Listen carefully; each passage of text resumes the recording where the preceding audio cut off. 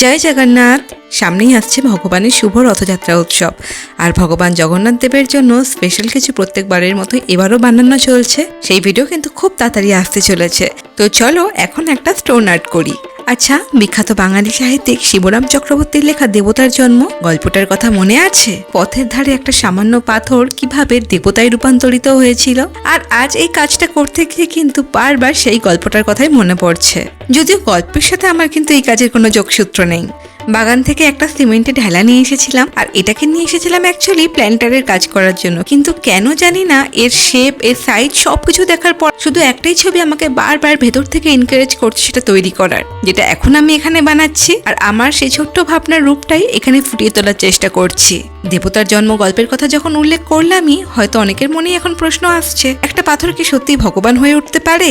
সবার শুরুতেই বলি, বিশ্বাসে মিলায় বস্তু, তর্কে বহুদূর। ধর্মীয় অন্ধবিশ্বাস কুসংস্কারের কথা এখানে বলছি না। তবে ঈশ্বর কি সর্বত্রই নন? বিশ্বাস অবশ্যই গ্রহণযোগ্য, কিন্তু অন্ধবিশ্বাস নয়। সে যাজ্ঞে ভগবান নৃসিংহদেবের কথা তোমরা আশা করি সবাই মোটামুটি জানো। কিভাবে সামান্য একটা স্তম্ভ থেকে তার ভক্ত প্রহ্লাদের ডাকে তাকে উদ্ধার করার জন্য তিনি আবির্ভূত হয়েছিলেন। ঈশ্বর সত্যিই সর্বত্র। তিনি শুধু মন্দিরের মধ্যেই সীমাবদ্ধ নন, তার উপস্থিতি সব জায়গাতে। এই পৃথিবী আর পৃথিবীর বাইরের প্রতিটি কণার মধ্যে তিনি বিরাজমান। তিনি সব জায়গাতেই রয়েছেন। আমাদের দৃষ্টিগোচর যে কোনো জিনিস আমরা যা স্পর্শ করতে পারি, এমনকি আমরা কল্পনাও করতে পারি না, সেই সকল কিছুতে তিনি রয়েছেন। আমাদের কল্পনাতীত ভাবনা চিন্তার বাইরে তিনি রয়েছেন। আমাদের কল্পনাতীত ভাবনা চিন্তার বাইরে গিয়ে যেখানে সবকিছু অধরা, সবকিছু শূন্য হয়ে যায়, সেখানেও তার উপস্থিতি, তার বিস্তৃতি, শক্তি প্রকাশ রয়েছে, যা আমাদের বোধগম্য নয়। আমাদের এই ছোট্ট ব্রেন, সামান্য বুদ্ধি, এই ছোট্ট ছোট্ট দুটো চোখ, দৃষ্টি, আমাদের ভাবনা চিন্তা অনেক অনেক অনেকটা ক্ষুদ্র। যদি আমার কথা গভীরভাবে বুঝতে চাও, তাহলে বেশি কিছুই না, শুধু বলবো আমাদের মহাকাশ, সোলার সিস্টেম, ব্রহ্মাণ্ড, কসমস, পুরো ইউনিভার্সকে একবার বোঝার চেষ্টা করো। যা কিন্তু শুধুমাত্রই থিওরি নয়, এটা প্র্যাকটিক্যাল আর বাস্তব। তখন দেখবে আমরা তো ছাড়ো, সেই তুলনায় আমাদের পৃথিবী কত ক্ষুদ্র, আর আমরা একটা ধূলিকণার থেকে অনেক অনেক ছোট।